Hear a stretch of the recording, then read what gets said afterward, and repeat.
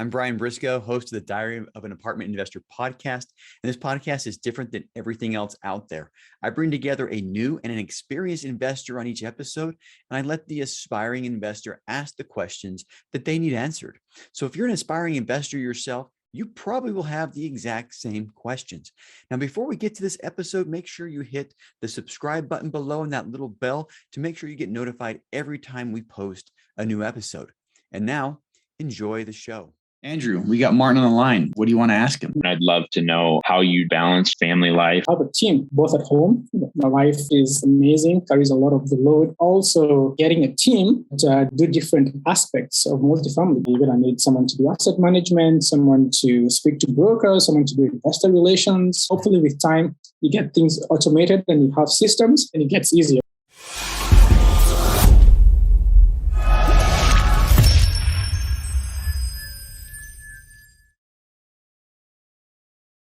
Welcome to the Diary of an Apartment Investor podcast. I'm your host, Brian Briscoe. I'm very excited for today's show. We got two amazing people on the line with us right now. We got Martin Reriani and Andrew Kuntzman. And first up, we're going to talk with Martin, our experienced investor today. So Andrew, hold tight for just a couple of minutes. Martin, welcome. Thank you very much, Brian. Glad to be here. All right, glad to have you. So let's talk about you for a second. Tell us a little bit about yourself. Where you're from, what you've been doing, and what got you into multifamily. So great. Yeah. So I was born and raised in Kenya. And I was the third born of a family of four. Mm-hmm. I went to medical school and I came to the US in about 2005 to further my training. Mm-hmm. And when I was in medical school, there was one of the exchange students who came in. And he was from Chicago, Cook County Hospital. And he told me, hey, we always take foreign residents here to further their training. So he told me to apply, and I applied and I got in. So I did my training for 3 years in Chicago and then went ahead to continue my training in critical care medicine in Rochester, Minnesota, Mayo Clinic. And then from there, I remained in the Midwest and moved to Wisconsin in a small town called Marshfield, and I've been practicing here for the last 10 years as an attending in critical care. So it's been an amazing journey. Nice. So from Kenya to Chicago, and Chicago to Minnesota, Minnesota to Wisconsin. Now, Midwest. Incidentally, Rochester's not too far from Twin Cities. I spent not a lot of time in the Twin Cities going to grad school at the University of Minnesota. So know exactly where Rochester is. And it's a nice little area. So about an hour and a half south of the Twin Cities. That's where we would go when we had some free time. It's a really nice area. I enjoyed it. I think no thinking about it. I went to graduate school. I started graduate school in August of 2001. And in September, World Trade Center went down, Pentagon got hit. And I decided to go active duty. So I didn't last more than, a month and a half in my PhD program. But, had it not been for that event, I'd probably be, Dr. Brian Briscoe, math professor. But anyway, so you're now a practicing physician in Wisconsin. Tell us what led you into multifamily? Yeah, so great question. So me and my wife is also a physician. Mm-hmm. She's a nephrologist, so a kidney doctor. We've always wanted to go into real estate. But I was more reluctant because I just didn't want to have the 3 o'clock, call the block toilet, So I always delayed it. And we were busy, started a family. We have now 3 kids. Mm-hmm. So, it would always come up. So eventually I decided to invest in a fund. And that was good. So I did some QOZ funds and another fund. Mm-hmm. But, we still really wanted to be hands-on. And what really changed our perspective was COVID. So when COVID hit, of course, everything shut down. Yeah. We're in a small town and, we would travel a lot. So there was no more traveling, right? Everything was shut down. Of course, everyone was really scared. I worked in the ICU, so I spent a lot of time in the ICU. Mm-hmm. But incidentally, from a personal perspective, it was actually a blessing in disguise because we ended up doing a lot of reading ended up going to a lot of podcasts, listening to podcasts, going to Bigger Pockets, and just learning about real estate. And the journey really started there. Mm-hmm. So we thought that since we didn't want to be landlords owning single-family homes, let's go to multifamily, right? And as I read in Bigger Pockets and other places, the valuation is a little different when you are at a 4-plex and above, right? Yep. So we thought, okay, we're going to try a 5-plex. Mm-hmm. And, we went out, started contacting brokers, looking at property managers, and we weren't really lucky. We didn't get anything. Along the way, my wife introduced me to one of our good friends' husband, who was actually in multifamily. He owns 30-plex in Indiana, and it was honestly a big mindset shift. So he told me, hey, you know what? If you can do a 5-plex, you can do bigger, right? We're actually looking between 5 and 20. Yep. And he told us of his experience. So he said he regrets, one of the things that he regretted was going a little smaller. Thought it was already pretty big. Yep. But he said that when you are below a certain number, he said 80, you're kind of like in a donut hole in the multifamily in terms of getting the economies of scale, right? So he ended up firing 2 of his property managers because, he'd get a property manager, who would probably manage like a 5-plex, and they would say, we can manage a 30-plex, but it was way over their head, right? Yeah. And then the bigger players were not interested in him. So he ended up firing 2, and it was, a big learning experience for him. And, so anyway, so from there, he told us, hey, you know what, why don't you just go bigger? And we started looking in the internet, looking at pretty much coaches and groups that we could join, because multifamily is a teamwork. Yeah. And, such led us to, the team that we found. So nice. That's kind of like how our journey has been. Now, I've never heard it called the donut hole, but I know exactly what you're talking about. If you look at the portfolio that I'm involved in, we've only got 2 properties that are 100 units or more. We've got, a couple of 80s, that are right next. We got an 80 that's right next to a 40 that we manage as a 120, and we've got an 82. We just sold the 82, but we had an 82 right next to a 28 that we managed as a, let's see, math in public, 110, right? So, but that does create a space for newer investors, in my opinion, because, the people who've been in the business for a long time, they want the easy, all right? They don't want the tough management problem, which is, the 40 to 50 unit where it's hard to find a property manager. They want the 100 and above. And therefore that space ends up being kind of a donut hole for finding deals as well, where, it's a donut hole for management, but that creates an opportunity for the newer investors because there's less competition. Yes. So actually, my friend ended up being his own property manager. So he set up the whole system, he got assistants on the ground, and it's really great, but it's honestly a second job. Yeah, it is. It is. And I was just talking with a couple in Houston that are doing the same thing. They're now up to 60 units they're self-managing. And, I don't know, that's where you get the tenants and toilets phone calls. If you bring a property management company in, they get the tenants and toilets phone calls, but like you said, it's really hard to find a good property management company on a 50 unit property. So that was his experience, and we took it, and we're really glad that we met him and he gave us that advice. Yeah, absolutely. So let's talk about the first deal you guys did, and tell us a little bit about it. Break it down into some of the details. So great. So this it's a 304 apartment. It's in Mobile, Alabama. It's actually 2 apartments. They go by the name of Summer Apartments. There's Summer Place and Summer Tree. Okay. And once we joined the group, I got in as a co-GP in the team. It was sourced out of off market, so it was pretty well priced. The price per door was $60,000, and once it's renovated, it closed last year. It was going at about 100 plus, maybe 108. Nice. So a lot of upside potential. And I was involved in bringing capital, so getting other physicians and showing them the opportunity, which was really great. Family, friends, colleagues. Also involved in co-signing the loans. and really excited. Now it's been 3 months, and involved in the property management and speaking with property managers. So now we are currently implementing the business plan, which involves improving the apartments.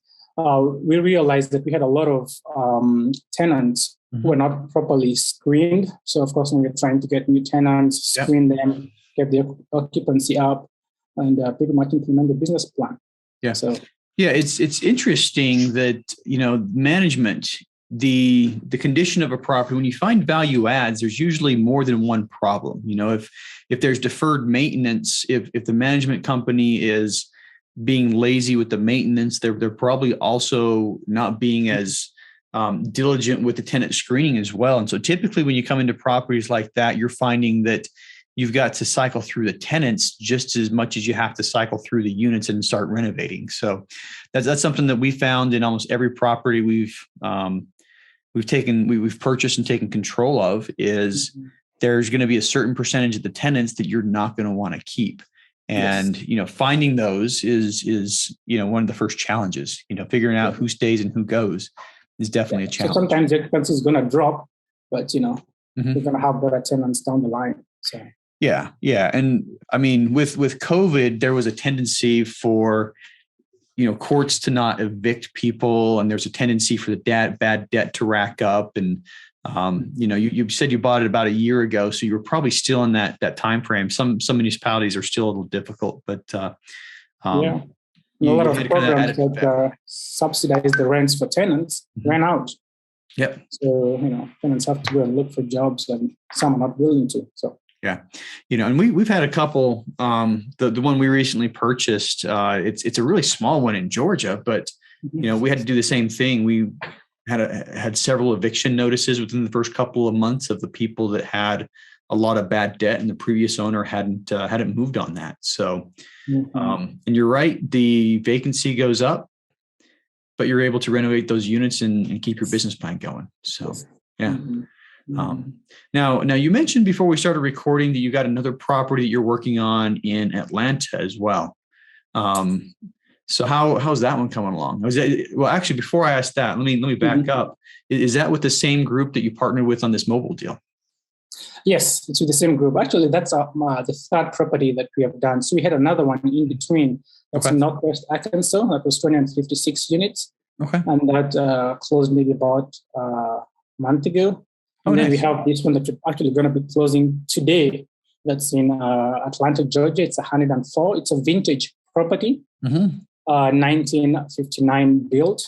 So a lot of, deferred maintenance, but also a lot of upside. So, pretty heavy value add. And the rents in Atlanta, are just going off the roof. It's just unbelievable. Just the time that we've been in contract, the rents have gone up, to the point that we may actually not need to implement the full business plan to just get our projections. So. Yeah. Well, you got some good markets there. I know Northwest Arkansas has a lot of goodness going on. One of my best buddies from my Marine Corps days is in Northwest Arkansas. And, he called me out of the blue a couple of days ago, but I'd love to have a property there. And been looking at Atlanta for quite a while and haven't struck pay dirt yet. But got a couple of properties. What's that? It's very competitive. Actually, we went to the best and final for this one in Georgia, and we came out second. And ends up that the one who came out first pulled out. So it's, pretty competitive. That's one thing that I think a lot of people, if they're diligent on, they can find these deals on the rebound. If you come in close on best and final and you let the broker know that you're still interested, brokers want a quick sale. And if they fall out of contract, they want to get somebody else locked in as quick as possible so the owner doesn't go to somebody else. I mean, that's the honest truth right there. So brokers are very eager to get somebody in on the rebound when properties fall out of contract. But I read Donald Trump's book. It's one he wrote, I think it was like 1986, but it was long time ago before he was, any sort of political figure. But his philosophy, and this speaking specifically about Atlanta, is he would buy in the best cities on the best street, the best properties in the best street in the best cities, and that's why he's in New York City and got properties in some of the bigger cities. But his philosophy, and I think you'll probably agree, is those properties are always going to be in demand and you're always going to be able to sell them. So Absolutely. people look at places like Atlanta and think, man, it's too hot there, but it's hot for a reason. And yeah, it's getting hotter because everybody's moving down south, and yeah, it's just amazing. Yeah. Well, congratulations on closing today. I'm sure by the time this podcast airs in a couple of weeks, you guys will, have taken some serious strides in getting your business plan executed. But and congratulations on your success. I mean, 3 properties, since COVID came down, and 3 large properties since COVID. That's a big deal. So congratulations. Well, thank you. And it's a lot of it is my partners. The people we have partnered with, and it's all a teamwork. It's definitely a team sport. So now one question I'd like to ask everybody, trying to, I guess, peer into people's souls, I guess, but what is your motivation? What's your big burning why? Yeah. So when COVID hit, and I guess even before COVID, I was working a lot. My wife is a physician. I'm a physician. We have 3 kids. And when COVID hit, all hell broke loose, right? So our ICUs were overflowing, and we did get help in terms of medical staff, nursing staff, respiratory therapists, but we never got any help in terms of additional physicians. They just none to go around. So we ended up working a lot. And it was, an honor to work alongside all these people and to help patients get better. We saved a lot of lives, but it took a toll on all of us, right? Yeah. So I, started thinking of what are ways that I can get to buy back my time, ways in which I can get to practice medicine on my own terms. And, there are many ways that you can deal with physician burnout, but finance is one of them. Because as you get more financially independent, then you don't really need the job and you do it because you love it, right? Yeah. So that's one of my biggest whys is to grow and protect my wealth, buy back my time, practice medicine on my own terms, and also get other physicians to do the same. Because when I speak to physicians, there's always an aspect of medicine they don't like. They like being doctors, but there's a certain aspect. For me, personally, is working nights. It's kind of like the bane of every physician who works shift, who does shift work.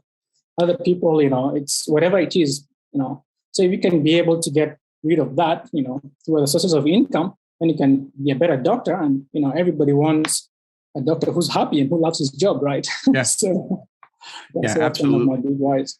Absolutely. And I've got a lot of nurses in my family, and it's. My hat's off to you. I think when COVID first came out, doctors and nurses were really the front line on everything, and a lot of unknowns. And doctors and nurses still kept on going to work, kept on treating people at their own risk. I think, I spent 20 years in the military, but I think there was a certain period where you probably had a much higher risk than I did in Iraq or Afghanistan. But thanks for what you do. Thanks for taking care of the sick and afflicted people in the world. So appreciate that. So it's an honor. It's an honor. So last question before we bring Andrew on, what's next for you? So my plan is just to continue, to grow, to continue to get as many physicians to get to know the opportunity, buy back the time to get to practice medicine on their own terms. My next project, I want to say maybe the next year or so, is to also be a lead in one of the deals. So go and start speaking out to brokers, get to source the deals myself, and then get people in my team as well. Nice. So that's where. So moving from a main capital raiser, sponsor, guarantor to the lead sponsor, be the man in charge. Yeah. Correct. It's nice. Appreciate that. So cool. Well, we're going to shift gears slightly, and Andrew, welcome. Thank you. Thanks for having me. Yeah, no problem, man. I mean, it's been a long time coming. I think we've known each other for, I don't know how long, but it's been a while. So appreciate you coming on the show. Absolutely. Yeah. Happy to be here. Now, for the listeners, I will say, Andrew's quite memorable. I have this weekly Friday meetup. And during the winter, Friday seems to be the day that he goes snowboarding. So he's dialed into my weekly meetup with his, ski goggles, and I guess they're snowboard goggles and not ski goggles up on. Do both. So yeah. Yeah. So anyway, glad you take advantage of the great outdoors in the greater Denver area. Absolutely. You have to. I mean, I just feel so lucky to be here and have all those opportunities at my fingertips. Yeah. I grew up on the other side of the mountains, Salt Lake City, and there was a lot of opportunities there. Remember mountain biking quite a bit, still have scars from mountain biking. And when I was younger, I used to, my high school job was literally to pay for lift tickets. I would work enough to buy a lift ticket, go skiing, and then, go back to work, 2 or 3 nights after school to buy another lift ticket. So understand, kind of your location, just other side of the mountains, beautiful area. Yeah. So anyway, do us a favor and tell us a little bit about yourself. Sure. Andrew Kuntzman. I am in Golden, Colorado, and I've been a commercial multifamily roofer for the last 5 years. Started only local here in Colorado, but we're now including a couple of our 1099 sales staff and things. We have 130 employees and nationwide. So get to travel a little bit for that, get to work with great people like yourselves that have, different multifamily and, storage, different things like that all around the country. Yep. And I was former military like Brian. I dropped out of college, though, not dropped out of the PhD program. And, I'm still a college dropout. I definitely dropped out. So, yeah. Yeah. But went to school, just didn't really enjoy it. Went into Air Force Special Operations. Mm-hmm. Thought that my plan was to do 20 years and buy properties at each duty station, and was always interested in real estate. But God had different plans, and my military career was cut short after 3 years. And so it was more or less just kind of bouncing back and figuring out what was next. Certainly some humbling experiences along the way. But through that, I learned how to just make things work. And then I also realized that I was not too bad at sales. And so sold cars for a couple of years, then new homes, and now, large scale roofing projects. And just kind of had some excess income, probably not quite the physician level, but certainly not bad, and wanted to be a good steward of whatever God had given me. So started looking at real estate, but didn't exactly know how to do it. Did a couple hard money deals just to kind of get my foot in the door, and asked to learn along the way as they were buying properties to help someone get a 110 unit in North Carolina, Fayetteville area. Okay. And then after that, I was like, okay, I don't think I want to do this on the hard money side. There's not that much upside, but I learned a few things. And so I did a couple apartment syndication, as an LP position in 2020, started getting on all the different real estate calls and just diving in. And then I found out my VA eligibility changed and there was no limit. And so due to my high income, I immediately told my lender, refinance my first VA loan, get me out of the VA side so that I get my eligibility. And I bought, in my opinion, one of the greatest house hacks that I've seen, at least for a family of 5, like you, Martin. And we got a property on land in a pretty landlocked area, Golden, Colorado, with an apartment unit that we just started Airbnb, and then a shop in the back that we rent out to a guy who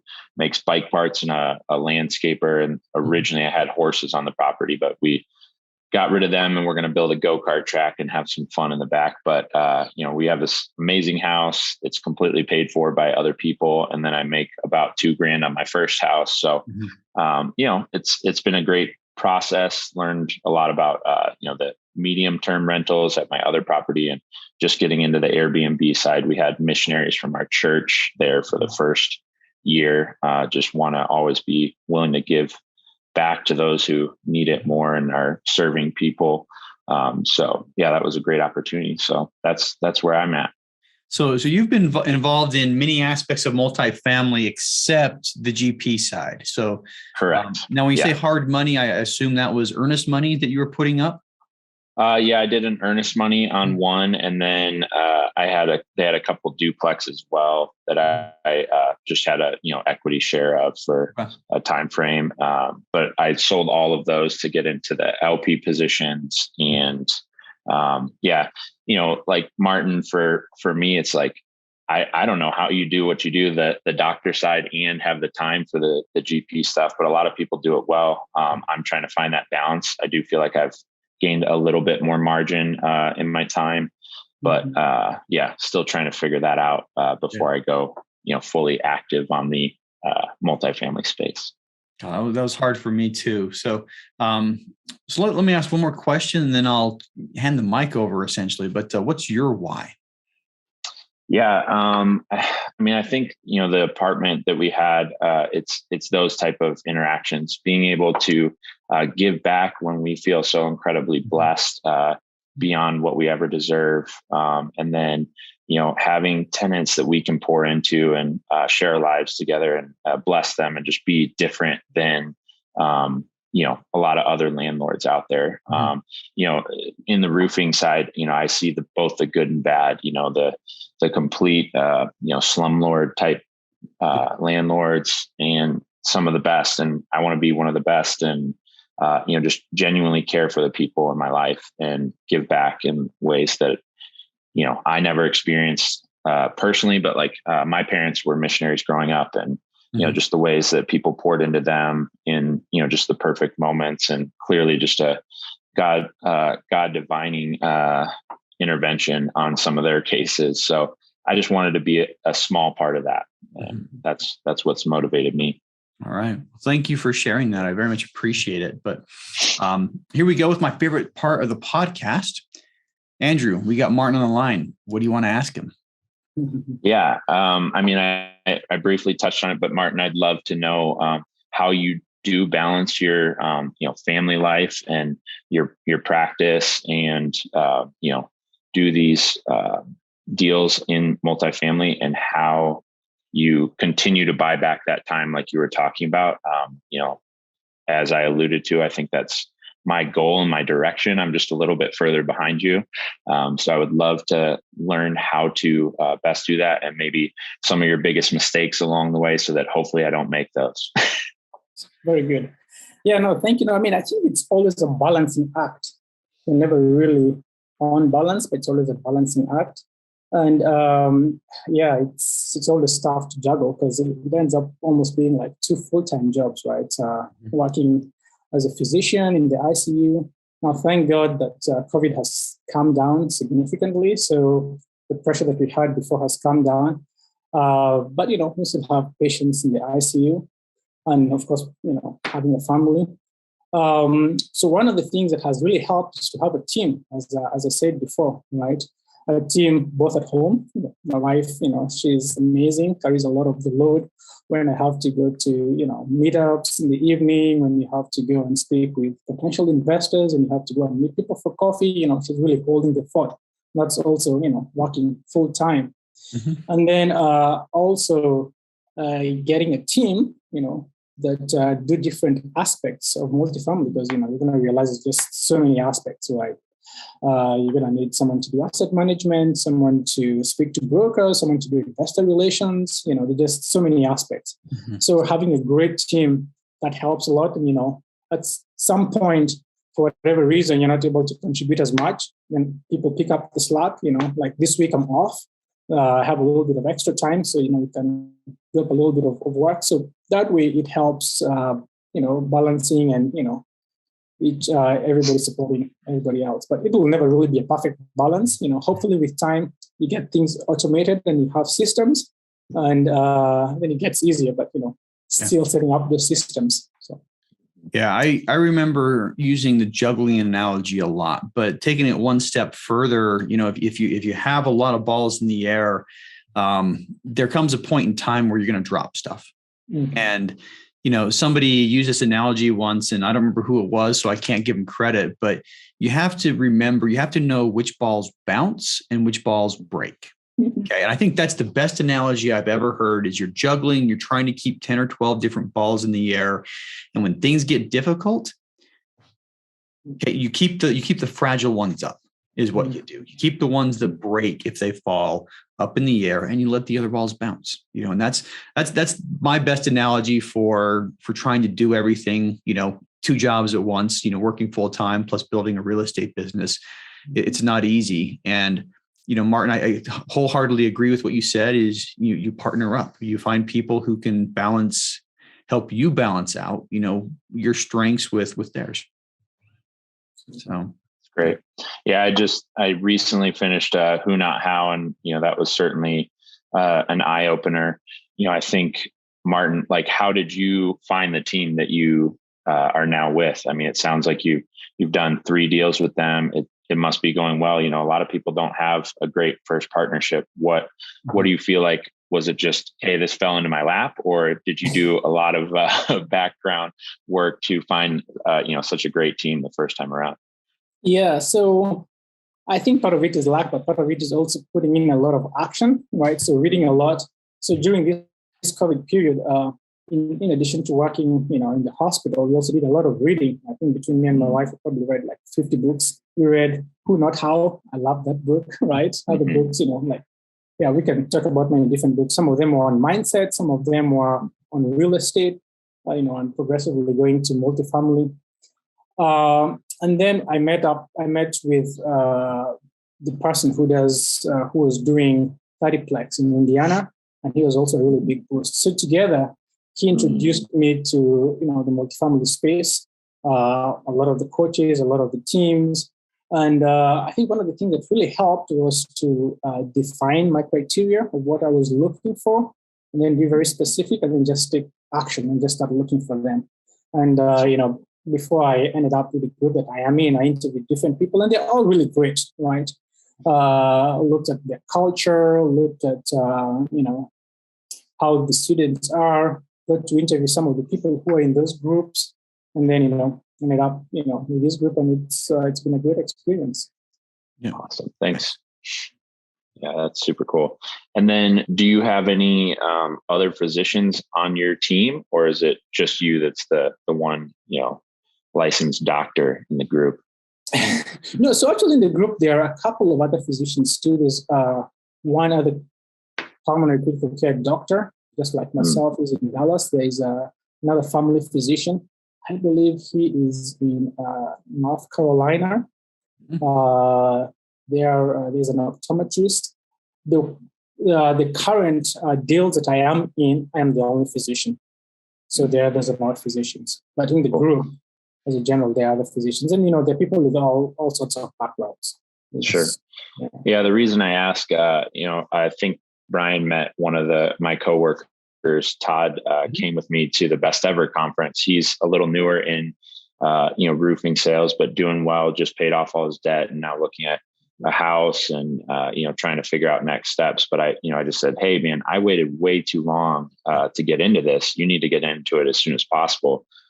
He's making the income to be an accredited investor, but he hasn't been doing it long enough. So, he's getting there, but I'm like, there's still, sophisticated options that you can do and still get in and, start meeting these people early. And so, I think it's important for me, again, further behind you, but want to, like you said, pour into the community that I'm part of and, other sales guys and, tech sales guys, whatever, some of those guys that just have good income, but may never have heard about this. So, I want to learn how to best approach them and teach them and, add value in their lives. Mm-hmm. Yeah, that's a good point. Just one other thing, if I may, getting a mentor or getting a coach is going to shave off many years and many mistakes. Yeah. So, whatever it costs, trying to get somebody who can take you under their wings is going to be very helpful. And you can figure it out yourself, but it's going to be a lot of bruises along the way and maybe a lot of mistakes. And especially if you're talking about investors, other people's money, you don't want to lose that. So Okay. No, that's a great point. Yeah, Todd's a great example, young and making a lot of income. But to your point, Andrew, a lot of people don't know this exists. And I think in general, if you're trying to, if you're looking for investors, you've got to understand what people's pain points are. So if you're looking to bring, physicians or, people in your own industry in, you have to understand what your pain points. And Martin talked a lot about what the physician's pain points are. They like being a doctor, they like practicing medicine, but there's always something that's there. And if you understand those pain points, you can help show them how multifamily will address those pain points. And that I think is the key is you look to see where their pain points are. Maybe they're making a lot of money, but they're working way too much, or maybe they're making a lot of money, but whatever that but is, you figure out how multifamily can solve their buts or their pain points. No, that's a great point. Thanks. Yeah. Very cool. And how old are your kids, Martin? My oldest is 12 years old. He's in 7th grade, going to 8th grade. I have a 6-year-old who's going to be joining 1st grade next year. And then I have a 2-year-old who's not terrible too. So, that's awesome. That's cool. Yeah. Again, the reason I asked that, so my kids are 5, 3, and 8 months old. Okay. But I mean, I think again, to, teaching people things that I may have learned the hard way and hope to learn less of them the hard way. My goal would also be to involve my kids in real estate in the future. Do you have any plans to kind of start teaching them, as your 12-year-old's almost a teenager, do you hope that they have some interest, or are they going to be doctors as well? No, absolutely. I really want to get him more involved. In fact, in the group that we are in, one of the mentors there brought his kids to the conferences that we go to, and they're right about the age of my oldest son. So I'm hoping in the next conferences to just, take him along with me, pick his interest, how long he's going to be able to sit there for. But even if he sits through at least one, then, of course, getting him to read books on mindsets, right? So, got him to read the Poor Dad, Rich Dad. Got him to read, other books to just, get him into, the right mind frame. So, yeah, absolutely. That's super cool. Thanks. Yeah, I'm trying to get my kids involved as much as can. My oldest is 22, and for a long time she was editing the podcast. So she was listening to all of this and learning, but try to teach my younger kids. I have my 11-year-old do certain tasks that I pay her for. Most of them are the rinse and repeat type tasks where you teach her how to do something once and she does it 100 times. But she gets paid, but I try to explain why. And I loved her response. This was just like a week ago. She's like, "So you paid me $70 to do that, and you might make thousands off of it." That's like, good. Yeah, I will. And I think the light started going on to her. She's like, "That's not fair." I'm like, you agreed to $10 an hour. You're 11. Where are you going to get a better job? But I think just explaining how that fits into the bigger picture is going to keep her, later on from trying to get that, $10 an hour job, when she's a little older. Well, let her know that when I was 11, I started working at the general store in Papua New Guinea for 3 kina an hour, which came out to about $1 an hour. So she's 10xing what I did already. So I think she's doing all right. Yeah. My first job ended up being about $3.50 an hour. It was picking cherries at a local orchard, and I was 12. So that's awesome. She's doing better than me too. So anyway, we are about out of time. Amazing how time flies when you're having a good time. But I got one question for each of you to close things up. Martin, you get to go first. How can listeners learn more about you? Yes, so they can follow me at Facebook. My name, Martin Reriani. Or I also have a playbook for physicians called Double Your Wealth in 5 years. And you can get that at mdinvestmentclub.com. So www.mdinvestmentclub.com. Okay. And you can download it, and we'll be happy to get you to a monthly webinar that we do, just explaining multifamily and going through the basics and teaching people about it. All right. So we'll put a link to that in our show notes, mdinvestmentclub.com. And then we'll also put a link to your Facebook profile. So if anyone wants to contact Martin, super easy, head to the show notes and that information will be at your fingertips. Andrew, same question for you. How can investors learn more about you? Yeah, I technically have a Facebook, but I never use it. So don't go there. But LinkedIn is where I'm mostly at. Honestly, I don't remember the hyperlink off the top of my head, but I'm sure Brian can put it in the notes. Yep. It has something about commercial multifamily roofing. And I'm on there all the time and trying to add value wherever I can, and would love to connect with anybody that's interested. Awesome. So if you're interested in connecting with Andrew, LinkedIn is the place to go. And you're right. I'll dig up that link and throw it in the show notes for everybody else. Martin just sent you a Facebook request, so I found you already. So anyway, appreciate both of your guys' time today. Thanks for spending an hour with me on a lovely Wednesday morning. Hopefully you guys have a great rest of the day, great rest of the week. It's been great. Yeah. Thank you for having us. Had a great time. Thanks for having us. And Martin, thanks so much for your insight. It's been a pleasure. You're very welcome, Andrew. Hey, if you like that episode, make sure you hit that subscribe button. But more importantly, if you haven't joined our multifamily educational community, the Tribe of Titans yet, you are missing out. So get yourself 30 days free by clicking the link below in the description, or go to thetribeoftitans.info, and we'll see you there.